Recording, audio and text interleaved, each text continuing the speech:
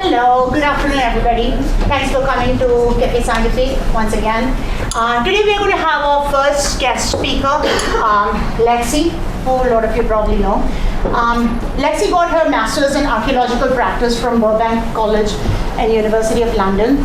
She had a career in corporate world until 2018, but had been doing archaeology for a long time. Her first archaeological experience was in the summer of 2000 as a volunteer assisting Austro-archaeologists in the Museum of London Archaeology Services at Spitalfields. With each business trip she took while working in corporate job, she found her way back into archaeology. She took on volunteering roles in archaeology throughout her career in 5 years sorry, I just came running, so I'm standing. Deep breaths. Sorry about that. Found her way back into archaeology. She took volunteering roles in archaeology throughout her career, including 5 years on the hands, on deck at the British Museum, and volunteering to photograph Samian ware from an automated learning project, Archiscan, yeah. Okay, thank you, with the University of Leicester and Museum of London Archaeology Services.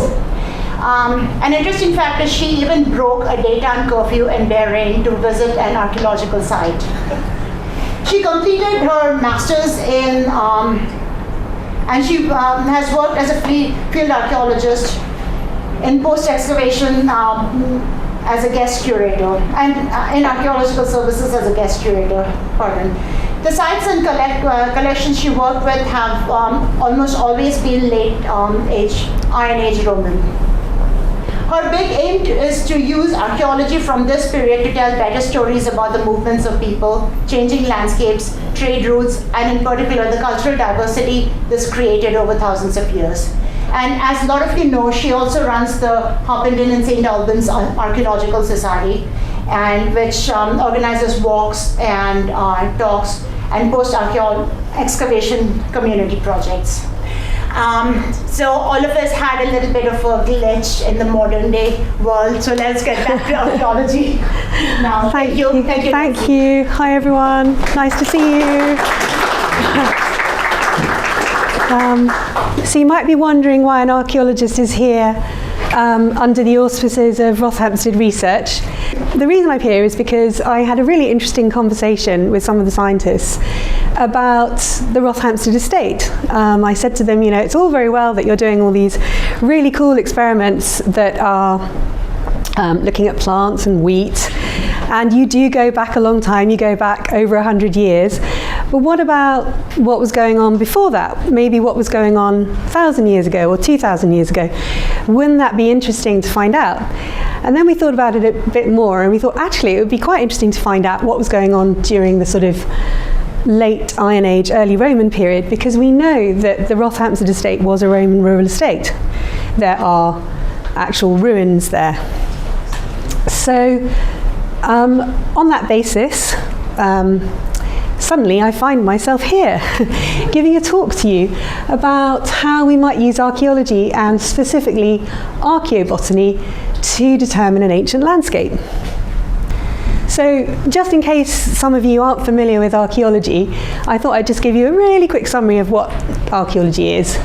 So it's the study of material culture, so that's things that we can see, things that we can touch, and sometimes even smell.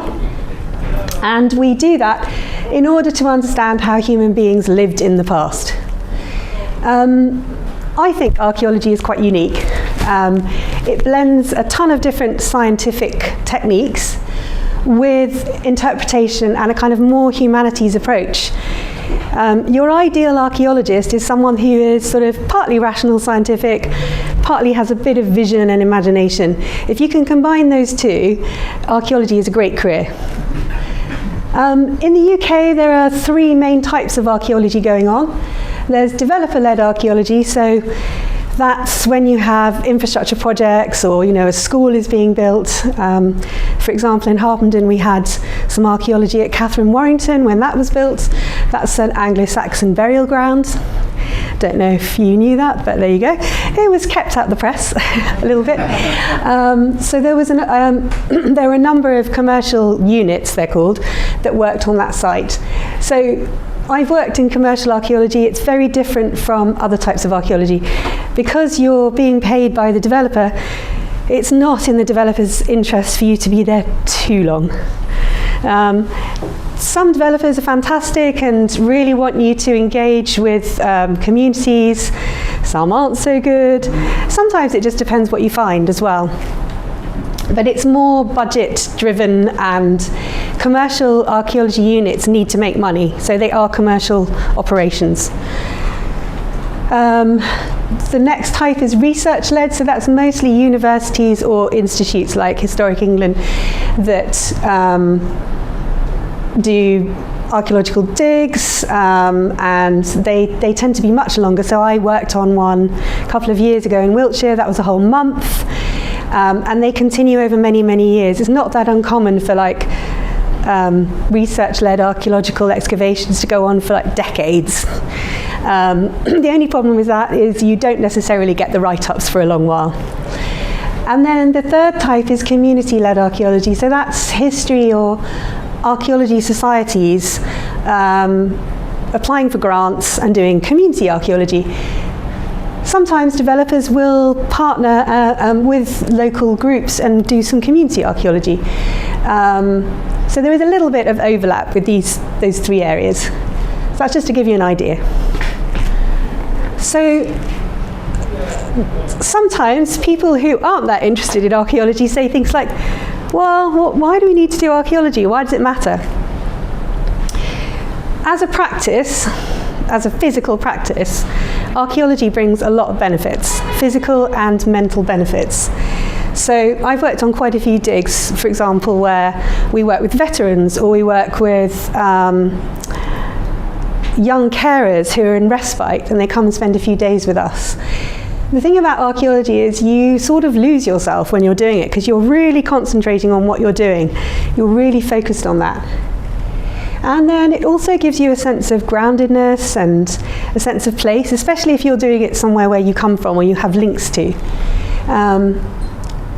And then there are other sort of useful data and solutions for modern problems that you can use archaeology for. So things like climate change and management of flooding and fires.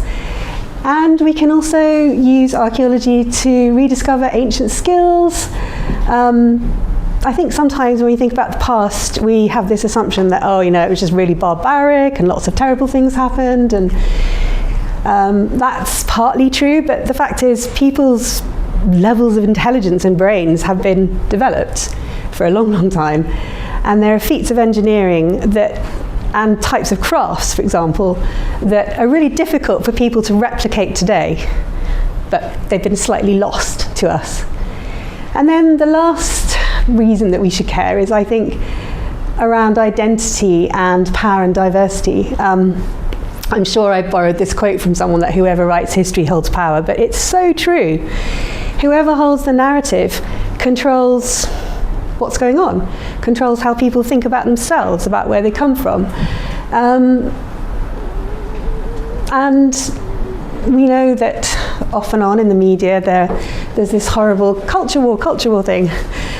Well, if we don't really understand truly what's happened in the past, if we don't use material culture to understand it, and we just use written sources, we don't get a really full 360-degree picture of what's going on. And archaeology really helps with that.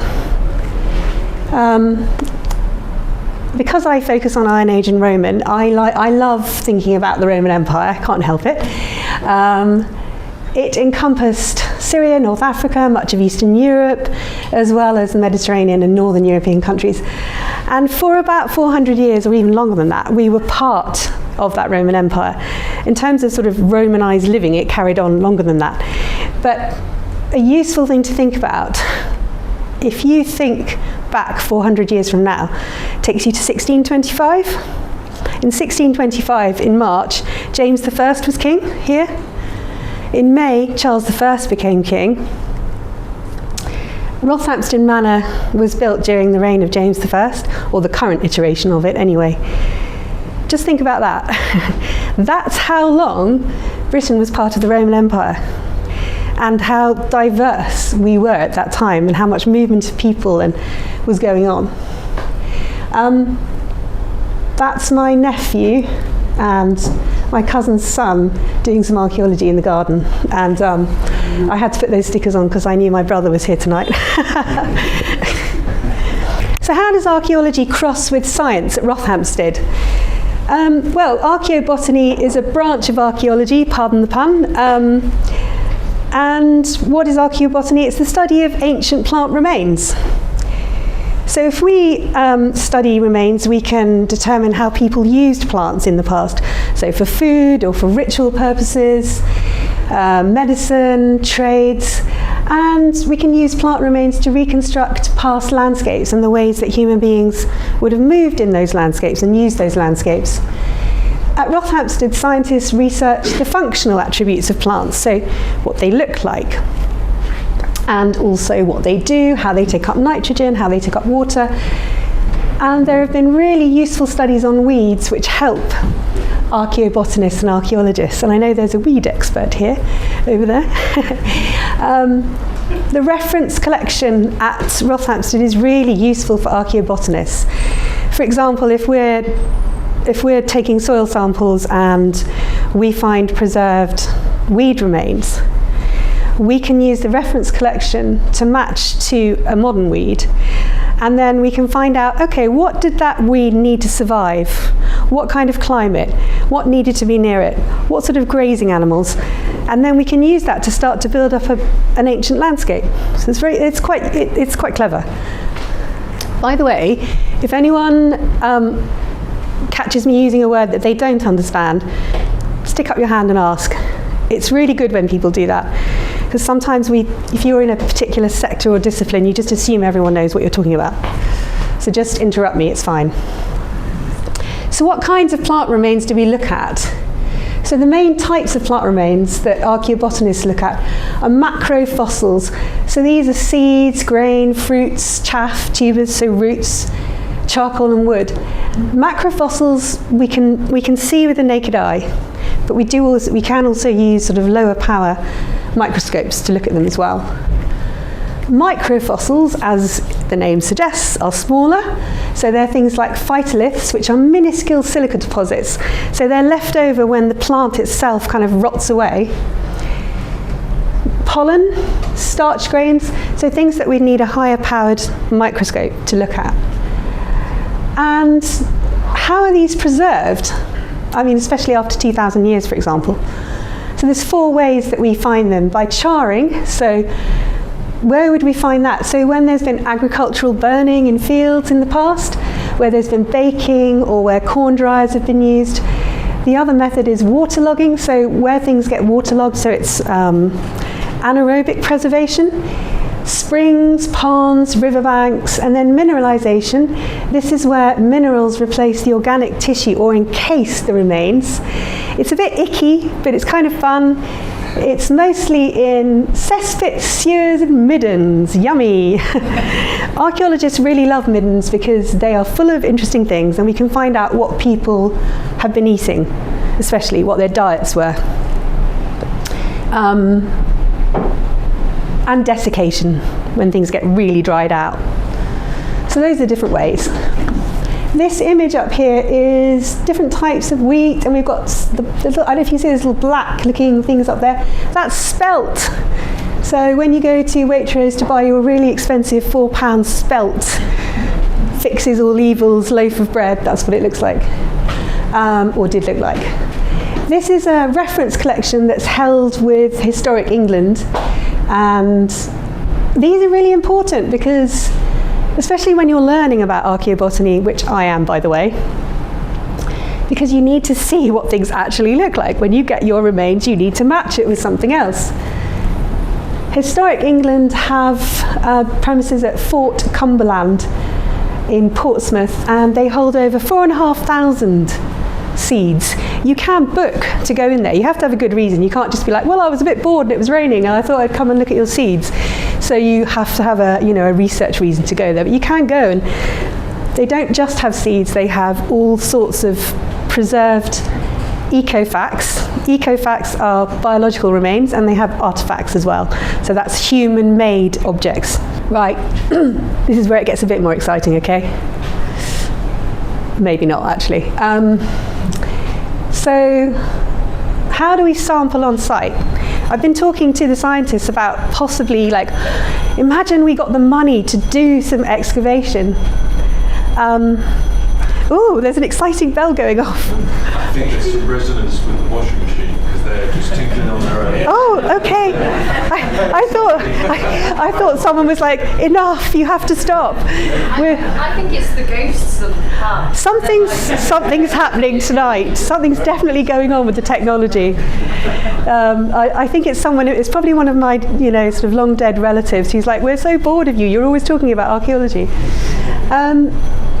So the process of how we actually get these samples, how would we do this at Rothamsted, for example?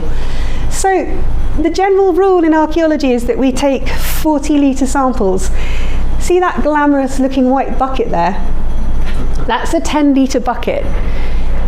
Very high tech, as you can see, kept immaculately white, and we also use it to sit on in tea breaks.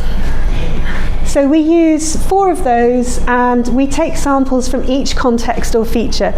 A context is an area where you've got a change, some kind of change happening. It could be a stratigraphic change, so the soil is changing because there's been a change of use, there's a ditch nearby. Or it could be that there's lots of artifacts. And then we also will take samples around features. Features are actual activities that have happened to the land. So negative features are things like pits and ditches that have been dug out, and then positive features are things like hearths or walls, or this lovely Roman cobbled surface here. So these photographs are from a dig that I was on a few years ago at Milton Keynes. Milton Keynes has had a lot of housing development, you may be aware or not. It's going to start happening here soon.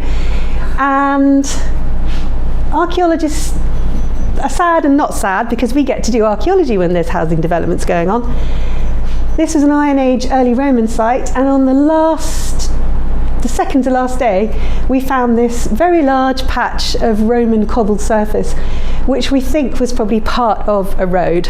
Unfortunately, because this was a developer-led commercial project, we then covered it all up. After we recorded it.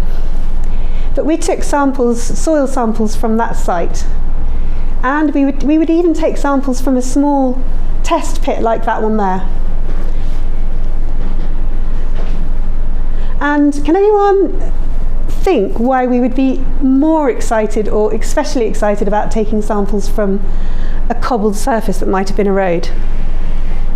Anyone got any ideas why that might be a good place to sample from? There's no right or wrong answer, just... Waste. Falling between the cobbles or the transport. Falling between the cobbles, stuff falling down, waste. Any other thoughts? It's through the years as well, so you get like a time span, because everyone's using the road over and over again. Yep. And it would be the place for all the people who come and use and go other places. So the main thing is that people are going in 2 different directions, aren't they? If you're on a road, they didn't really have one-way roads in Roman Britain. They might have pushed you off if there was a Roman legion on there, but people are going both ways. Also, you're not just going to get ecofacts, so botanical remains. You are also going to get artifacts. You're going to get coins, especially. Brooches turn up a lot.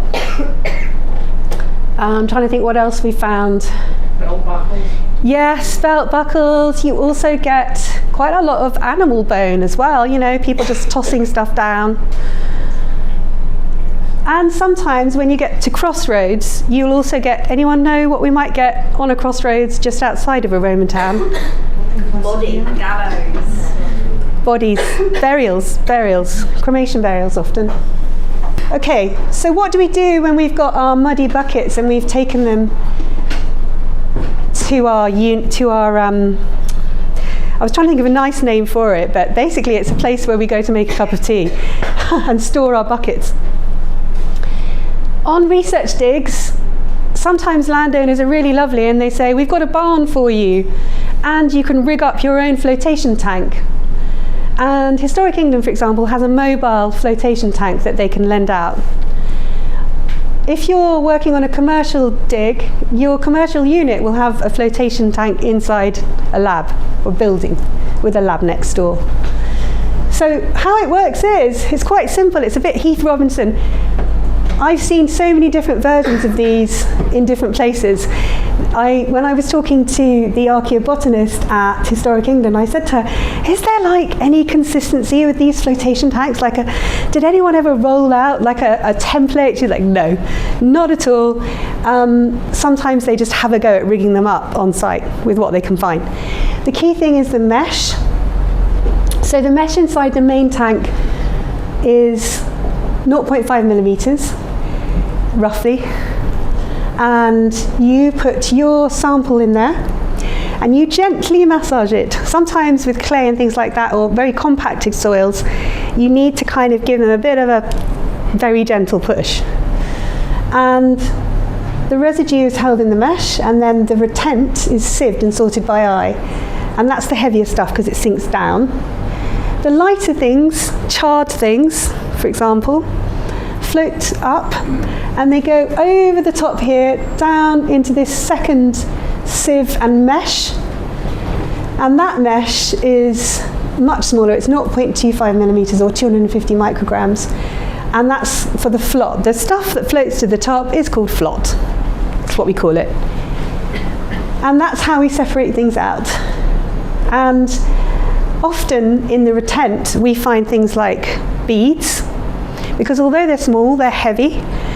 We'll find a little piece of pottery, bone, that sort of thing. And it gets sorted by eye and by hand. That flotation equipment on the left-hand side is at Fort Cumberland down in Portsmouth, and the other one's on site at Whitby Abbey. Sometimes it can get, in fact, no, I'm going to tell you the truth, it's really mucky and really messy. And it's really cold in the winter when you're doing that. It's about the most unglamorous job you can do on an archaeological dig. But it's very meditative. Okay, now this is going to be the scientist's favourite slide because it's about microscopes. Some time ago, Andre and Anushri were asking me about microscopes. What microscopes do archaeobotanists use? I don't know. All I've done is look down into one of them. I'm not sure. Was it an RSL 312? I don't know.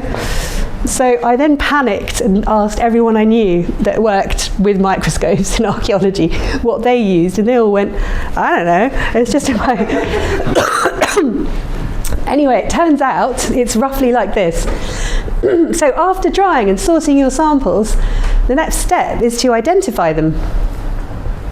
And archaeobotanists use different strength microscopes. Macrofossils, remember I talked about macrofossils, they're the things you can see with your naked eye, but you do need to sometimes put them under a microscope. Things like seeds, grains, chaff. You would use a lower powered binocular microscope, I believe that's the technical term, or a stereoscope to confirm your ID, and the magnification range is roughly ×6 up to ×40. It gets much more exciting when you're looking at pollen or phytoliths, because you really need much more power to look at those. And you're looking at a range of ×400 to ×2000 magnification. Do you have those at Rothamsted? Yes, you do, don't you? Excellent. Can we use them for archaeology? Yeah, hopefully. I'm sure we could just sort of siphon one off, no one would notice. Right. So I thought I'd talk to you about some kind of more interesting things that have been found from Roman rural estates in Britain. I got very overwhelmed when I looked into all of this because there's a hell of a lot of stuff that's been found. You can recreate entire ancient landscapes from what's been found. But I wanted to focus on a couple of things, otherwise we'll be here all night and all day tomorrow too. So, this looks like a biscuit, doesn't it? Well, it's known as the Colchester biscuit. Has anyone heard about this? No? Oh. So it's a biscuit. So archaeologists are a bit precise, and because they didn't want to say it's definitely a biscuit, they call it a Roman biscuit-like object. This is very archaeology-like to do this. So the archaeobotanist that helped me with a lot of this, Ruth again, was involved in this project, and this was found within a shaft or a well, and it was tentatively identified not just as a Roman biscuit-like object, but as an unleavened galette-type loaf. And when I read that, I thought, galette, that sounds a bit French. So I had to Google it, actually, because I'm really obviously not that posh or French, and had to look it up. And it's sort of like a bread cake like thing. So I was thinking, is that like a flan? Is that like... the flour that was used was really well ground and sieved, and it had barley and wheat and rye in it. The rye is a bit of an odd one, not normally found on Roman rural sites, and it could be that was somehow there. Somehow it had been imported from somewhere else and somehow found its way into the mixture but wasn't supposed to be in the mixture. That's what was thought, anyway. So what some people believe, though, is that it might be a military hardtack biscuit, which was known as buccellatum. And I quite like the idea of that. Now, this was Colchester Camulodunum, the original Roman capital of Roman Britain, where there was a very big garrison. There were veterans that were encouraged to go and settle at Camulodunum. It had a huge military centre for Roman Britain. So it could be that is indeed a Roman military biscuit, and somehow it found its way into a well. This is where archaeology gets a little bit, kind of, oh, this could have happened, maybe some soldier just threw, who knows? We don't know. The other place that these are sometimes found, and they're a bit bigger, is in burials, with burials. And they tend to be a bit larger. So that's quite interesting. Anyway. How big is it to hold in your hand? Is it 2 hands? Yeah, so that's 2 centimetres there. That's the scale. So small, cookie-like. You know those chocolate chip cookies you can get? That sort of size. Do you think he took a bite out of it and then didn't like it? You know what? I'm so glad you said that. I think it was the rye. Didn't like the rye, because that shouldn't have been in it. Ugh, that's disgusting. This is a porpoise biscuit. Yeah, exactly. Just threw it down the well, didn't want to sort of upset the person who made it. I know, I'll throw it down the well. Not knowing that 2,000 years later, some archaeologists would dig it up and go, oh my God, what's this? This is another one of Ruth's excavations, and one of my favourites. I'm going to just read you the beginning of the paper that they wrote, because it's just lovely. In late summer, so you just kind of have to half close your eyes if you want. I'm going to take you back to the Roman Empire. In late summer, August, September time, sometime between AD 340 and 405, so we're coming to the end of the Roman Empire, people have been very Romanized, they consider themselves Roman citizens, probably some of them. A hoard of tightly packed, stacked copper alloy vessels was deposited in the Vale of Pewsey, Wiltshire. Does anyone know Wiltshire, come from Wiltshire? It's really beautiful, so beautiful. And there were quite a lot of Roman rural estates and temple sites, so it would have looked even more beautiful back then. The corrosion of these vessels allowed for the preservation of delicate plant macrofossils and pollen. So remember, macrofossils are the ones that you can see with your naked eye, and the pollen you can't.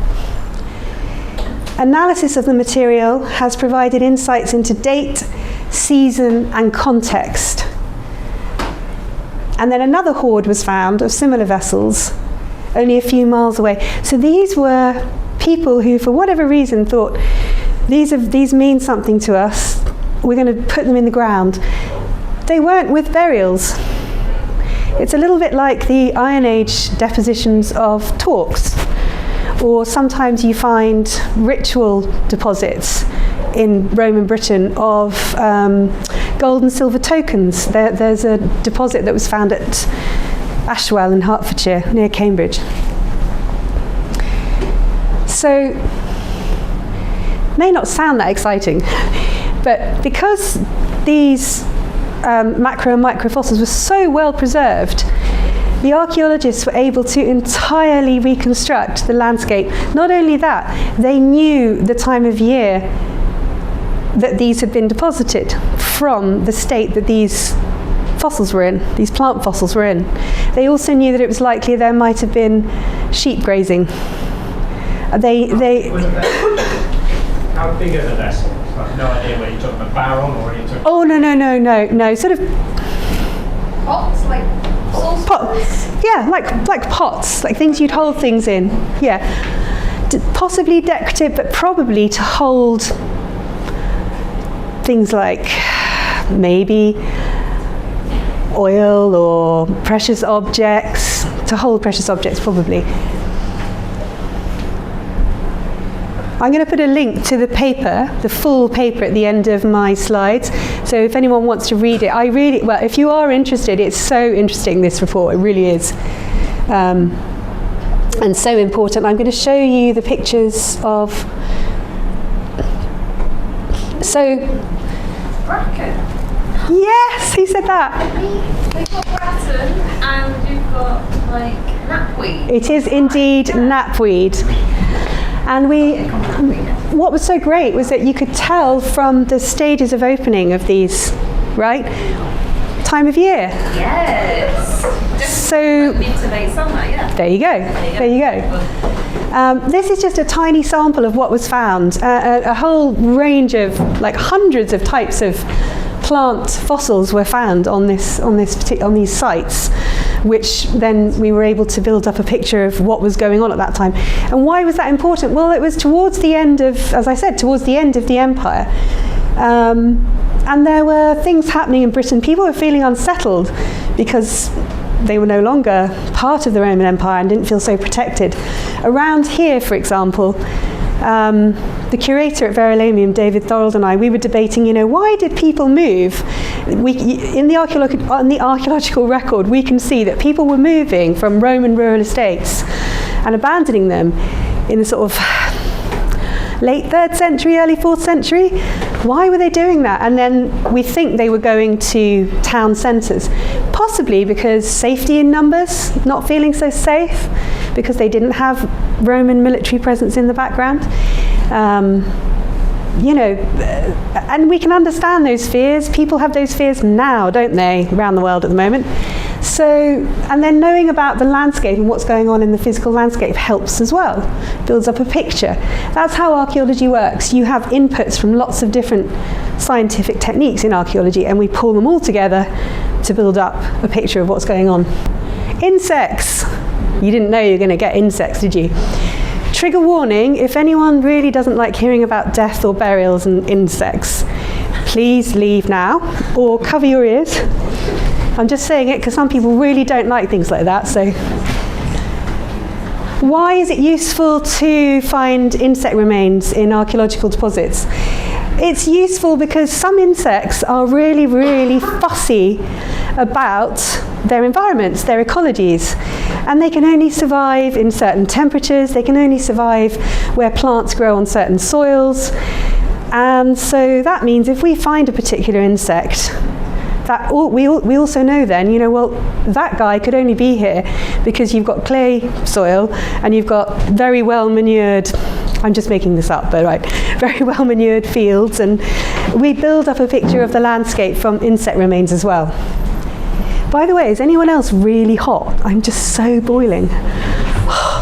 Sorry, do you mind? I'm just going to have some water because I'm... Am I in the window? No, don't worry, it's okay. It'll be noisy with the traffic, that's the thing. We could request them to reduce the heat. It's really good. No, don't worry, it's okay, it's fine. I'll get into trouble with my mum if you do that. Don't open any windows, it's fine.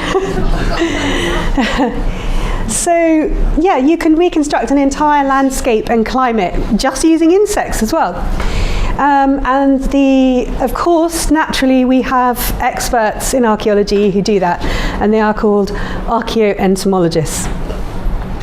The other thing that insect remains do for us is they give us insights into things like agriculture, trade, hygiene, types of food. Hygiene's a fun one. So Vindolanda, anyone been there?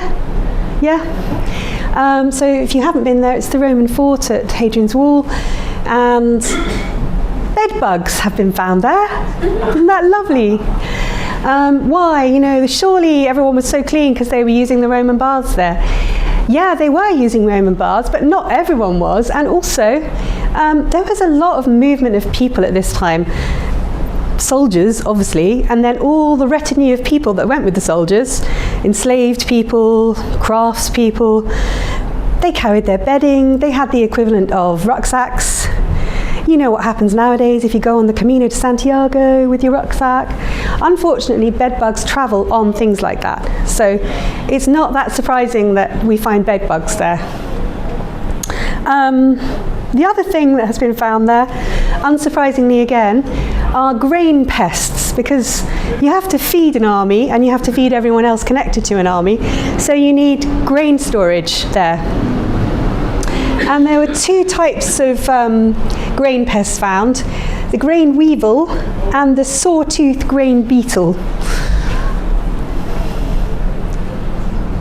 Okay, the last thing I'll tell you about insects is they can really provide us a lot of information about what's going on during a burial or cremation burial or an inhumation, which is when you're burying a body rather than a cremation. For example, there's a burial that was found, Anglo-Saxon burial, and it was determined to be a man. Some osteoarchaeologists determined that. And he was found with some rather nice, high-status grave goods. But on top of that, some pupae were found of particular flies. This is the not very nice bit, guys. And because of the state of the sort of how far along these flies had got, the archaeologists or the archaeoentomologists were able to determine that this individual had been on display outdoors, presumably so that people could come and pay respects to him for 2 to 3 days. So that's how particular, how detailed we can get with our interpretations using insect and plant remains. We could even work out the season of his, that it was like summer from looking at these remains. So linking back to Rothamsted, what have we got at Rothamsted that's interesting? Does anyone know what we've got? We've got someone who want to ask. Can I ask a question before that? Yeah. So if they have this high status man laid to rest over one plate of steps, there's only 2 to 3 days in the summer. I'm guessing that's a condensed amount of time because they want to preserve his body, because otherwise it would starve. Yeah. Would they have done something similar but for longer if he had died in the winter time, for instance? Maybe. Yeah. Any, like, cultural information about? I'm sure there is. I'm afraid I don't know, but there are archaeologists who specialise in funerary archaeology. Okay, yeah. So yes, I think that we definitely do know more about things like that. And there's the burial practices just during the Roman period here are so varied. It would be really lovely to be able to say, for 5 years everyone was cremated, for the next 5 years everyone was buried. Unfortunately, it's kind of crazy, the world of burials. We get people who are decapitated. We find their heads down by their feet. Oh, I should have given you a trigger warning for that, shouldn't I? Sorry. And we don't know why. Why has that person been decapitated? It happens a lot. People are buried in their boots, so we find all the hobnails from their boots. All sorts of odd things. People are buried in strange positions. I mean, it's a whole other world. Very interesting world. So does anyone know what we've got, like, in terms of archaeological evidence? Does anyone know what we've got at Rothamsted on the estate? Would anyone like to tell me? Not the Rothamsted people, right? I mean, the archaeological evidence. No, you're not that old. Any archaeological stuff going on at Rothamsted, does anyone know? Mausoleum. Excellent, they've been listening. Mausoleum. So, we do. We have the ruins of a mausoleum, which would have looked a bit like a temple. We also have, I'm going to come to that actually. It's listed, I'm going to go back, sorry, oops. The listing, the Historic England listing is on my slides, which will be made available later. So if anyone is interested, you can look it up online, and all the information about the site is online. So there's a cemetery and a mausoleum on the Rothamsted estate. And if I don't know if you know the topography of that estate, obviously I do. It's on a really broad plateau. Do any of you walk around Rothamsted? Right, okay. You probably don't realise when you're walking, because it's not very hilly around there, but you're actually on a kind of a plateau there. And where the farm is, that's where the mausoleum is. And where that's sited is kind of a gentle plateau. And you can come in if you want to be. Bye then. Why does it matter that it's on a plateau? I did a study of mausolea in Britain, and every single one bar one up and down the country was built on the highest point on a Roman rural estate. So the villa, there's usually a villa, there nearly always is a villa nearby, and then the mausoleum is built on the highest point as a point of respect and probably status as well, because they looked like temples. You could see them from miles away. The people that could afford to build them were wealthy, and they wanted these buildings to be seen. So that's why that mausoleum is sited where it is, and there is a wall around it, about 35 metre square wall. We have a very respected archaeologist in St Albans called Rosalind Niblett. She's quite mature now. She wrote a book about Verulamium, and she knows more than anyone about the whole sort of Roman period in this area. She thinks the site dates to the 2nd century AD, which is during the reign of Emperor Hadrian, who built. Yay!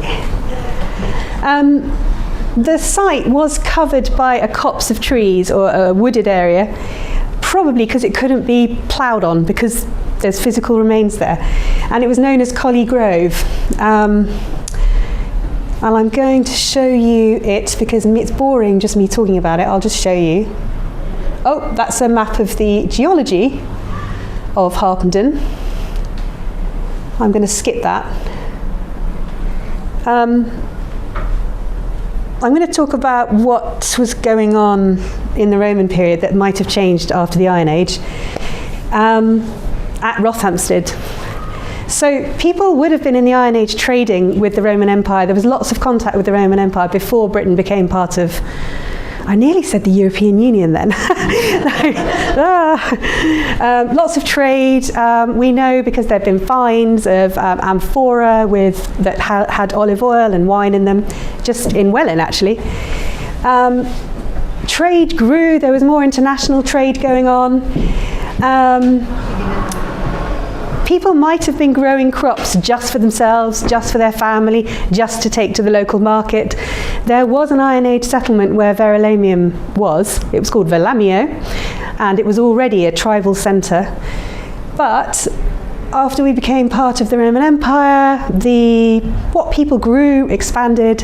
Why? Because we were part of I'm saying we, I don't know, I've got part Irish ancestry, but the people that lived here were part of a tribe called the Catavalorni, and they kind of came to an agreement with the local Roman ruler,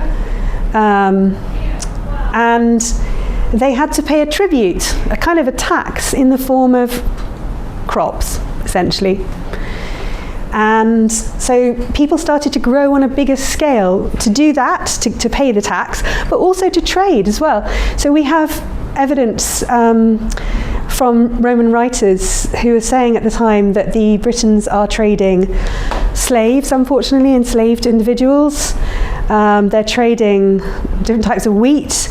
They're trading animal skin. They're trading beef. They're trading whatever they can to make money. And then we're getting olive oil in, we're getting wine, we're getting enslaved people as well. Also, what might change with Romanization is things like ritual activities, how people are buried, mausoleums start being built, heating, you have hypercourse. So the wealthy families that already were living on these Iron Age estates, they're the ones that become even more wealthy. It's the same story. Wealthy people become more wealthy. They want the best of the best, so they want heated houses. They're part of the Roman Empire. They know that this is already happening in France. So we start to see villas being built with underfloor heating. Have you been to the Hypercourse at St Albans? It's amazing. But think, loads more of those, not just there. 5% of Verulamium has been excavated, only 5% of it. And there were Roman rural estates spreading out from Verulamium right up across the country, all through here. People might have been planting gardens, not just, they weren't just doing agricultural planting, they were planting for pleasure as well. So that's another change that would have been happening. And people would have bought new plants, flowers, animals, and we know that things came in from the empire to Britain that weren't there before. And we know that there were different nationalities of people coming in and out. So it was a time of massive change. And that was happening here as well. So what do we know about who was living here? Mostly Romanized Britons, I've talked about that. The local population is made up of tribes from other European countries. There's been a lot of movement even before the Roman period. We've had tribes coming in from France, Belgium and Germany, escaping the Romans and coming here and settling. And then we have families coming as part of the Roman army, and they can be from North Africa, they can be from Syria, we have evidence of that, even Iran. And yeah, and I talked about who they are. They're soldiers, they're the people that come with the soldiers, they're craftspeople. And we know that the culture starts to change because there's evidence of names changing. I talked about Ashwell earlier, about this hoard that was found. It's in the British Museum. Beautiful hoard of spiritual objects, silver and gold tokens. And a little statue, silver statue was found. It was found by a metal detectorist in 2012, just outside the village of Ashwell. And luckily he called in archaeologists, and they then found the base of a statue. And on the bottom it said in Latin, well, roughly translating to, I, Flavia Canoris, dedicate this to the goddess Senuna. Flavia is a Roman name. Canoris is a Celtic name. So there's a real change happening, and that hoard dates to the 2nd century. So people are changing, their names are changing, they're becoming blended, is what's happening. So what do we know about any archaeobotanical stuff that's going on around here? Like, what do we know now? So at excavations led by Rosalind Niblett in the 80s and 90s, she finds evidence of spelt, emmer and barley. Emmer's an ancient type of wheat.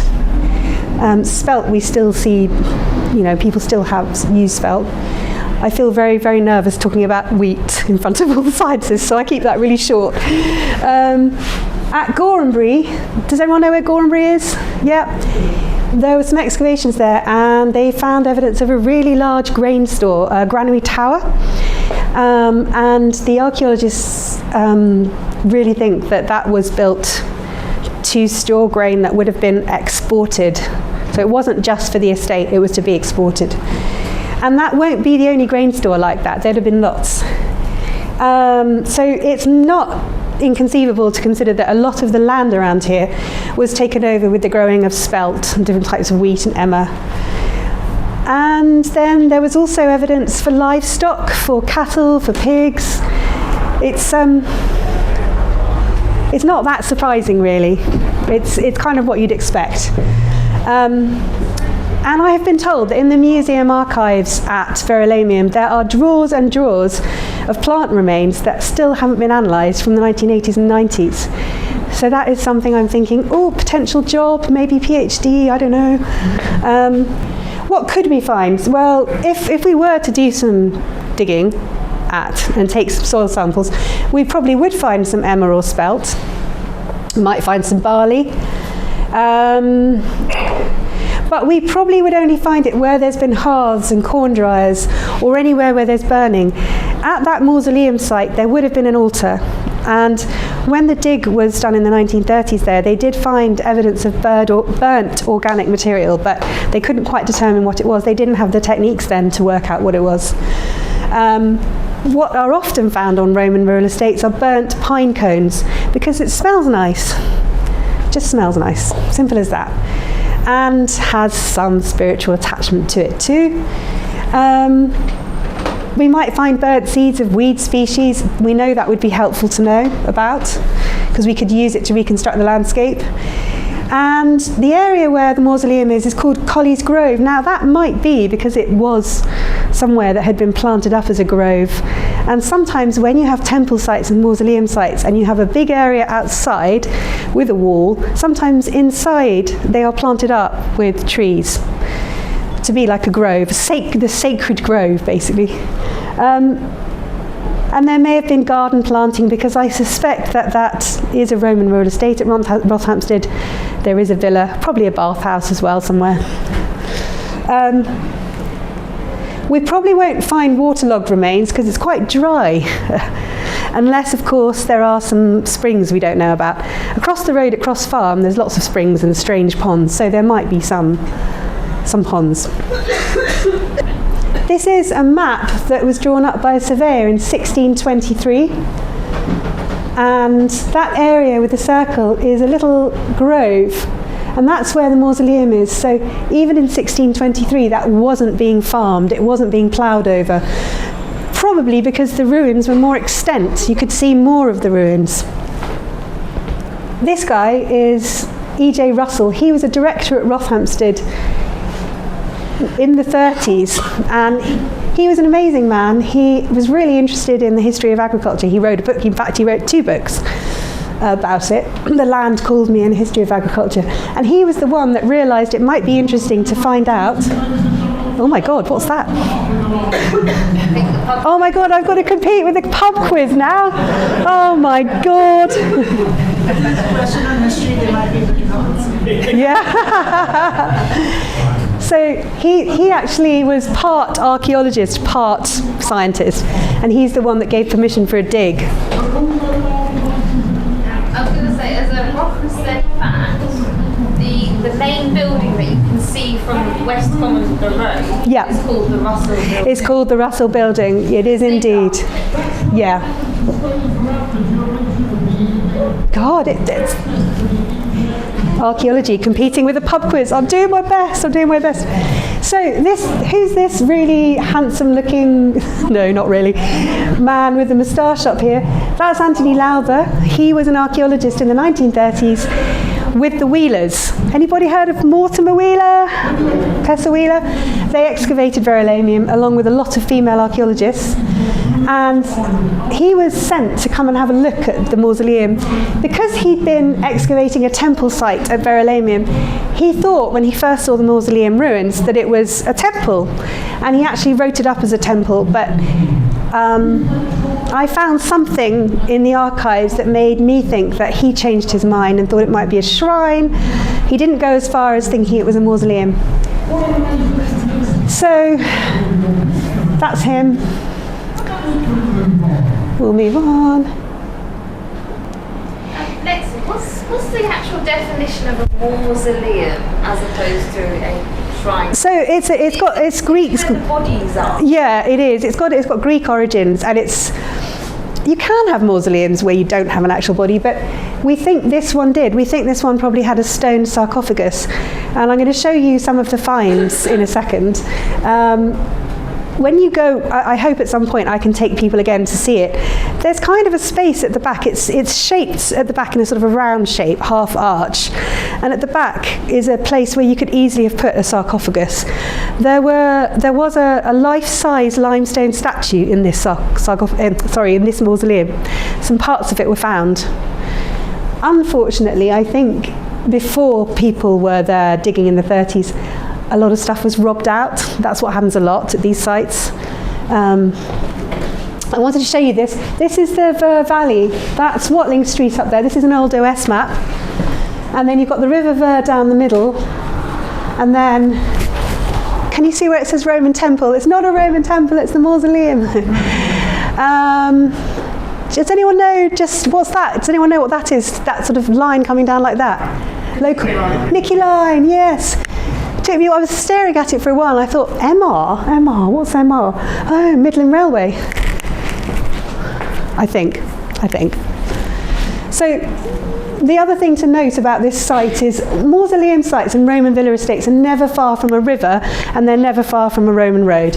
Watling Street, River Ver, and then on the other side you've got the River Lee. We are, as you know, in Harpenden, we're in a bit of a valley here between two rivers, basically. And we know that sometimes when it rains it floods. That's an aerial map of the farm taken. So the Wheelers had a friend with a plane and he used to just fly and take pictures of the landscape. It's useful because there you go, look. There's the wall, the remains of the wall, and you can see it would have gone all the way around like that. And then that little building in the centre is the mausoleum. There was, on the left-hand wall there was an entranceway. So there was an arch and an entranceway which went in through the walls. The archaeologists found remains of mortar. And then there was a trackway leading off that way. If you follow that trackway, and we've done this, haven't we? Or you came, didn't you? Or no? Initially you did. If you follow it, it takes you to 2 cottages. And in the last sort of 20 years, people have been regularly finding tesserae. Does anyone know what tesserae are? Shout it out if you know. Mosaic. Yes, mosaic tiles. That, I suspect, is where there might have been a bathhouse or a villa. So that's that. So, Lexi, for ritual purposes, would they have had a bathhouse near it? They might have done, well, they would have had a bathhouse because it's a Roman villa estate. You'd have your main house, and then you might have had quarters for your enslaved people as well. Unfortunately, there were enslaved people, or your workers. And sometimes you'll even have a bathhouse for the wealthy people and a bathhouse for the workers. That's what you have at Welwyn. Have you been to Welwyn Baths, anyone? Thanks. Welwyn Roman Baths? There's a pointer. Oh, thank you. Just push the button. Oh, you're so high tech. Sorry for not giving it to you. No, don't worry, it's okay. So this is Anthony Lowther's plan. Remember I talked about the entranceway? There it is, just here. If you've ever walked around that area, you can't unfortunately go up to the mausoleum, it's kind of fenced off. But you can you can see that pathway, there's a tree here. So normally when you're looking, you're standing about here and thinking, what the heck is this? So these are some of the finds. That's part of the almost life-size statue. Unfortunately, we haven't got a scale there, but about 5 foot, which is kind of life-size for the Roman era. These are Samian ware, made in Gaul, with modern-day France. And then we've got some nice vellum ware. Unfortunately, these are missing at the moment. I'm going to try and get into the archive at Sandridge Gate and see if I can get permission to look for them, or get someone to look for me. So some information here about both of these sets of grave goods, but they are 2nd century AD 100-125. So, and it's very, very Roman. And the Samian ware is expensive. So someone with money lived here and thought, I want a mausoleum, I'm going to be buried there, probably me, and then I want my family nearby, probably, or maybe not, you never know. Sorry, Lex, do you know if there was any objects inside the offering? So because at that time, so now, if we were to find these objects now, we could test those objects. We could, there probably has been a lot of contamination, unfortunately, since they've been taken out of the ground.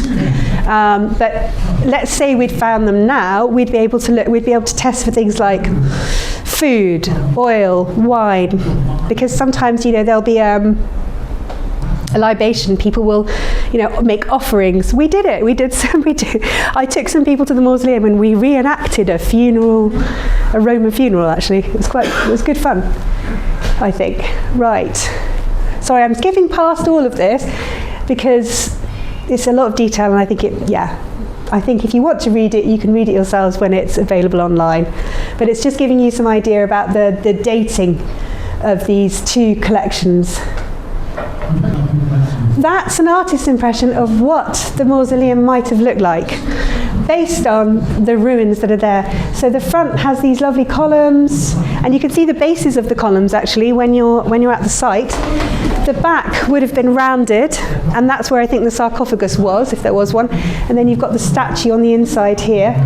That's the entranceway.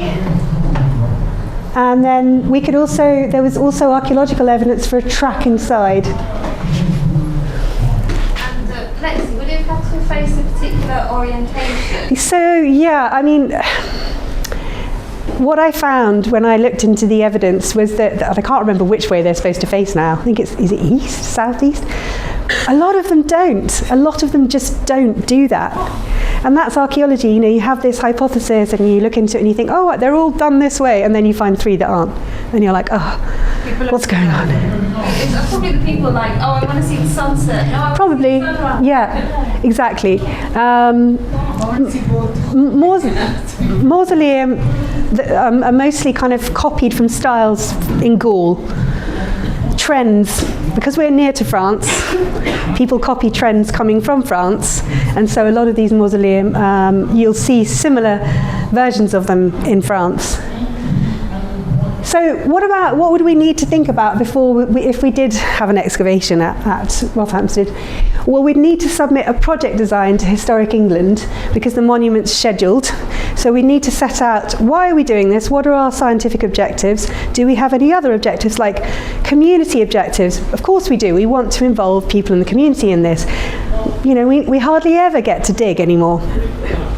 We'd also probably want to do some geophys, and I know someone that could do it, so that's good, because geophys would allow us to have a bit more of an idea about where Anthony dug, because we are going to have to re-dig where Anthony dug.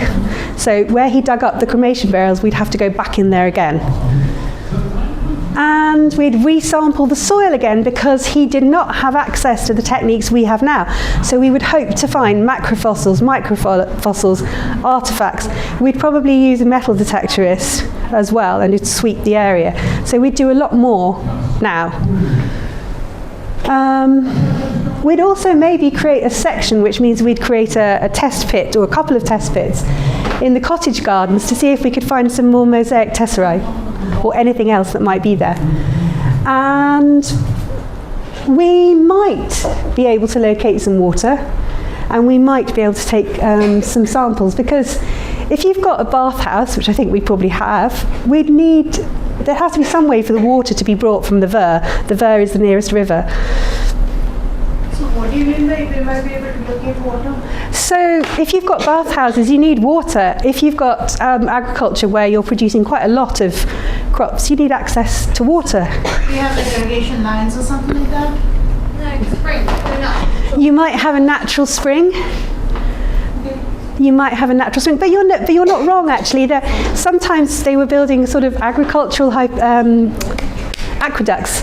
There was an aqueduct bringing water from the Ver down through the Gorhambury estate into Verulamium. The remains of it have been found through geophysics. Do you remember when we were with Chris a few weekends ago?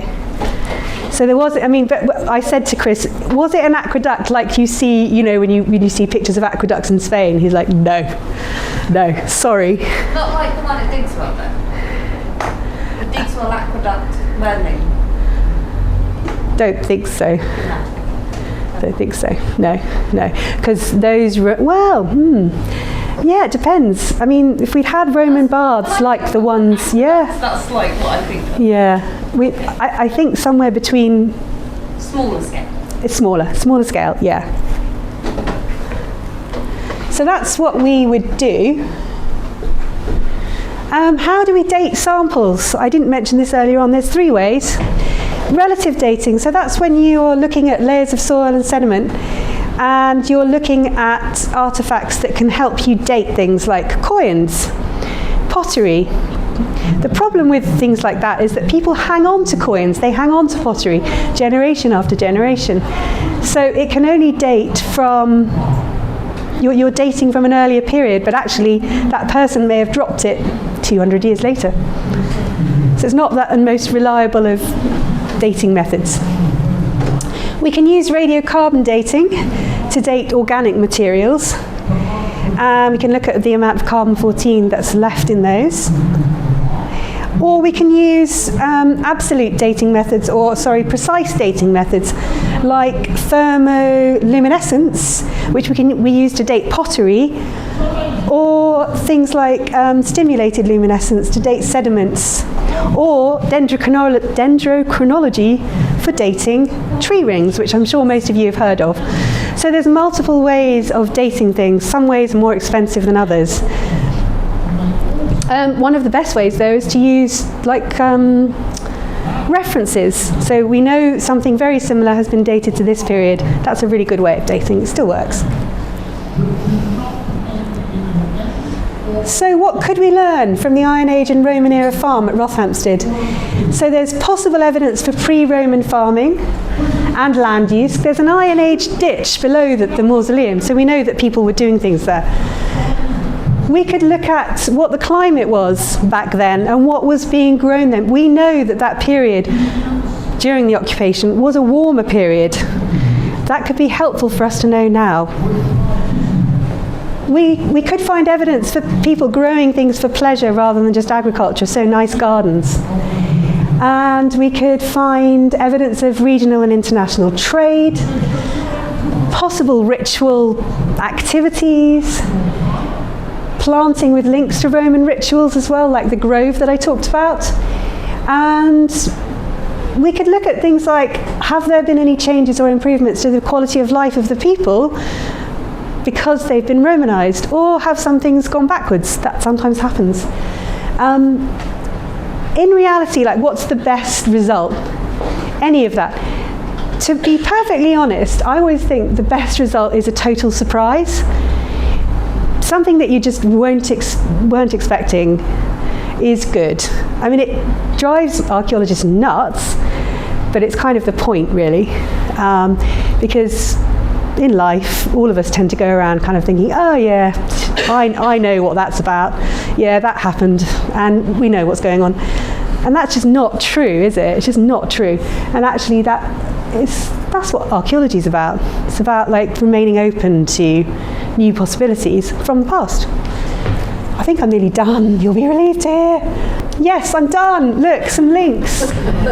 If you want to know more, there's some links for you. If you want to look at historic environment records for this area, you can look. If you want to look up exciting finds from this area, you can go to the Portable Antiquities Scheme. And if you want to read my article on Rothamsted Mausoleum, it's there. I'm done.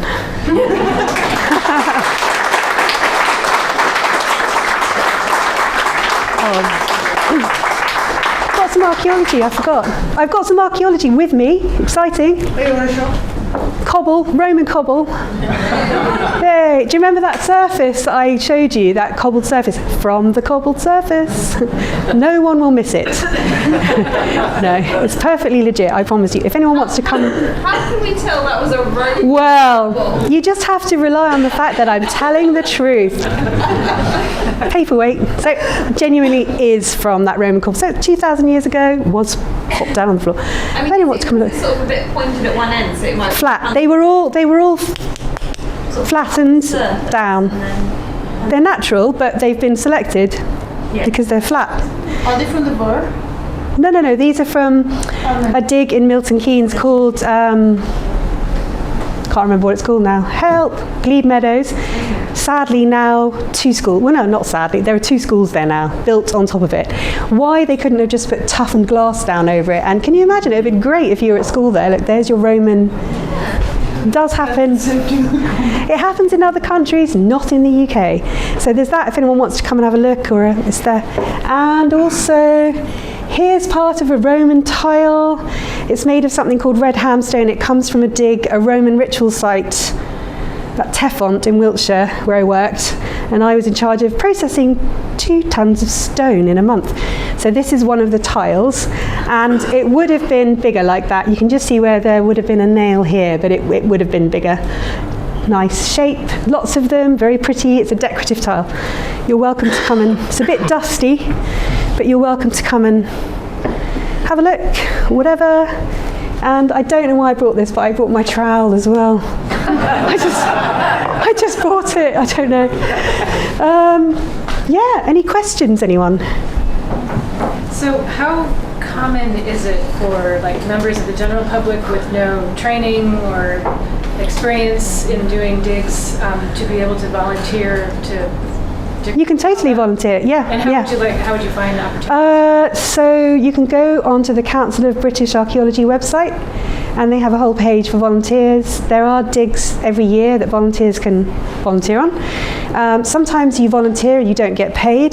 There are more commercial arrangements. There's something called dig ventures. People pay to go and dig, but it's more of a learning experience. You will actually be you'll learn the techniques more probably. But yeah, you can always volunteer. There's lots and lots of opportunities to volunteer.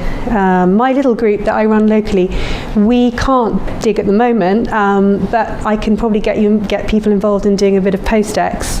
I need help with that because I should be working and earning money and not running a community group. So yeah, archaeologists always love volunteers. Yeah. There's also St. Albans. Hi. You mentioned cottage gardens at Rothamsted. Which particular cottages were you thinking of? The ones by the farm. The ones by the Collie Grove Cottage. Collie Grove, yeah, the Collie Grove cottages, yeah. Did you work at Rothamsted? No, but we've been there a long time. Have you heard about the tesserae being found there? No, we haven't. Oh, damn. I thought you were going to suddenly reveal something really exciting. Can I change the subject? Of course, yeah. You mentioned these copper alloy pots. Yeah. What would they have been used for? They would have been used for cooking, would they? You can't cook in copper pots. I don't know, to be honest, but I have got the whole report, which I'm going to attach onto the end of these slides before they're put online.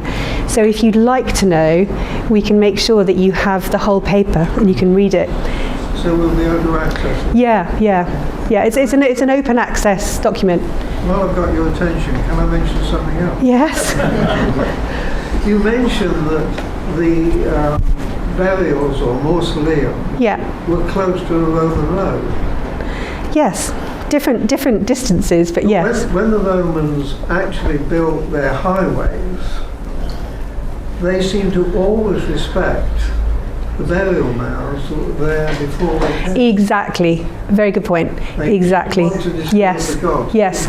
And at many of the mausoleum sites that I studied for my dissertation, there were pre-existing Iron Age estates with Iron Age burials, and then the Roman mausoleums were very close by or sometimes right on top. Yeah, exactly. Continuity. Yes, history is more complex than we give it credit for. Yeah. Anyone got any other questions? Can you tell us a bit about the Catherine Warrington? Yes, I can. It's a shame that my friend Alex isn't here. We might do another talk on that. So there's an Anglo-Saxon burial ground close to where the school is, not underneath it. They were not allowed to build on that site, so it's still there. I'm not allowed to say where it is, unfortunately. Is it on the grounds, though? Yes. Actually, you could bribe some of the scientists because they know where it is, because they've been on a walk and we've been there. That's where you should come for the walk. Yes, that's what we should do. So it looks like it was a cemetery, and there were some apparently some very high status objects. The other interesting thing is it's very close to the Danelaw boundary. on the, wait, let me get this right. On the Harpenden side of Batford at the rivers, the bridge there, down by, I'm getting this all wrong. Thank you. The Harpenden side was the Anglo-Saxon side, and the other side was going towards Rothamsted. It was the Danish side, Danelaw side. So literally, if you step one side of the bridge, you're on Danelaw, Danish, and on the other side, Anglo-Saxon. It's really fun. It's like the Wessex and Danelaw, is that the boundary? No. Different sort of Okay. kingdoms. Wessex, okay. No. Is this like 6th century, 8th century? Yes-ish, yes. Like Yeah. many centuries ago. Yeah. Many.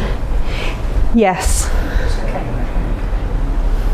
And I'm just going to get like a rusty break view of that one. there'll be like a lot more that we haven't found yet in Harpenden, just because we can't. I mean, you can dig in your gardens. There's nothing stopping you from digging in your gardens. But if you find anything, you've got to let me know, or let the. How far deep do we need to go though? That's the question. Not that deep. Not that deep. No, not that deep. Actually, the Roman layer's not that deep. I mean, I've dug in my mum's garden. She's so lucky, and she's in central Harpenden. I'm not going to reveal the location, but quite close to where we are now. And I found very close to the surface. You can even field walk at Cross Farm, for example, and you'll find bits of Roman brick and tile, because that was a Roman rural estate at Cross Farm as well. So it's all just. I'd like to say we got very worried at the time when it was like 6 foot long and 3 foot wide, and I said to my husband, for God's sake, don't upset Alexi's, because I think she's digging our burial ground.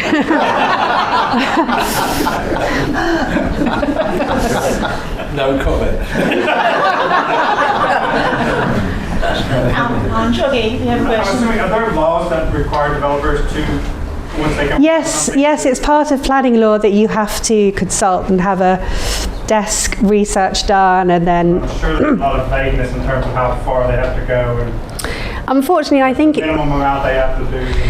I mean, it's pretty good at the moment. They have to do quite a lot, because there's nowhere really that doesn't have some archaeology in the UK. However, you know now that planning laws are changing as we speak. I think some planning laws actually changed yesterday. I need to read them, I haven't yet, but we're getting a bit nervous as archaeologists about that, because we could be seen as slowing down the planning process. So I have a question from slightly different townships that we come from. Yeah. Do you find anything in the Welland Hatfield area? Yeah, Welland, there's the Welland Roman Baths. Yeah, but Hatfield, yeah, I'm not familiar with what's been found, but the UK is sweet. Like every big town or county has at least 1 or 2 archaeological societies, and they're usually pretty good at keeping a record of what's been found, or your local museum. And the other way to look is the historic environment. The historic environment records for your area. You can look them up. That's one of the links I put up there.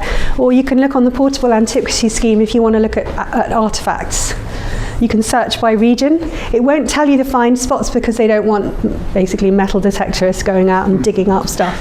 But by the way, metal detectorists are nice people as long as they report things they find.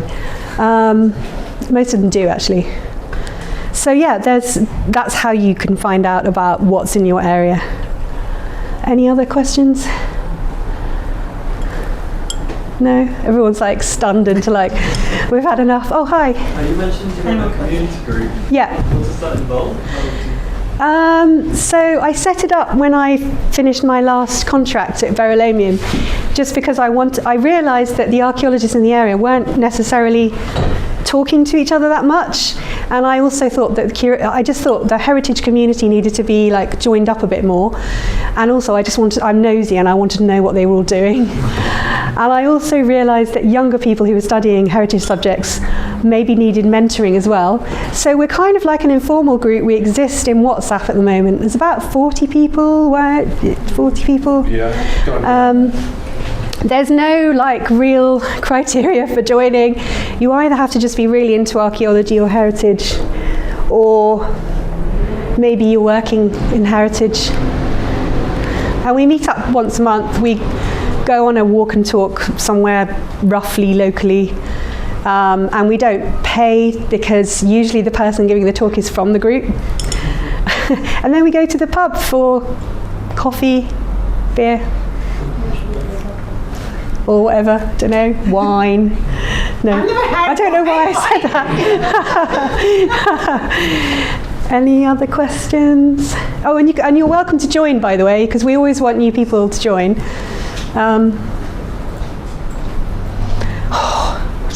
Finished? Any other questions? Otherwise, let's thank Lexi. Thank you.